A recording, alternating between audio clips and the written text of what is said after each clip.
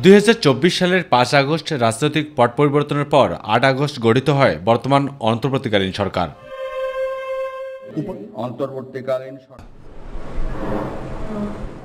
গত ১৫ জানুয়ারি প্রধান উপদেষ্টা অধ্যাপক ডক্টর মোহাম্মদ ইউনূসের নেতৃত্বে জাতীয় ঐকমত্য কমিশন গঠন করা হয়। আর এই কমিশনের কাজ হবে রাষ্ট্র সংস্কারে রাজনৈতিক ঐকমত্য গড়ে তোলা। এই কমিশনের সদস্য হিসেবে রয়েছেন ৬ জন কমিশনের প্রধান। ফেব্রুয়ারি মাসের মাঝামাঝি সময় থেকে শুরু হয় জাতীয় ঐকমত্য কমিশনের কর্মযজ্ঞ। রাজনৈতিক দলগুলোর সঙ্গে সংস্কার কমিশনের প্রতিবেদন নিয়ে এরই মধ্যে শুরু হয়েছে আলোচনা। কমিশনের সদস্য ডক্টর বদিউল মজুমদার তুলে ধরেন গণতন্ত্র প্রতিষ্ঠা ও জনগণের ভোটাধিকার সহ রাজনৈতিক দলগুলোর সাথে বৈঠকের প্রসঙ্গ। আমরা মত বিনিময় শুরু করেছি, রাজনৈতিক দলের সাথে আমরা সংলাপ শুরু করেছি। তো আমরা আশা করি যে এর মাধ্যমে এর থেকে আমরা কতগুলো বিষয় ঐক্যমত্যে বসতে পারবো, যার ফলে কতগুলো সংস্কার বাস্তবায়িত হবে।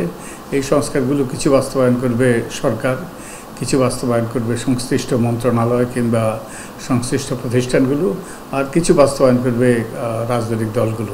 তবে সমন্বয়হীনতার ঘাটতি দূর করার পরামর্শ দিয়েছেন নির্বাচন ব্যবস্থা সংস্কার কমিশনের সদস্য ও নির্বাচন বিশেষজ্ঞ ডক্টর আব্দুল আলিম। এই যে জাতীয় ঐকমত্য কমিশন, সরকার এবং নির্বাচন কমিশন, এদের কাজের মধ্যে একটা সমন্বয় দরকার।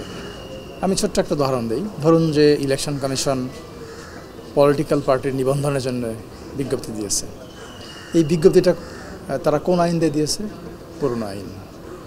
তা সংস্কারে তো কিছু পরামর্শ আছে, কিছু রিকমেন্ডেশন আছে, অর্থাৎ সেগুলো বাস্তবায়নের আগেই এই উদ্যোগটা নেওয়া হয়েছে।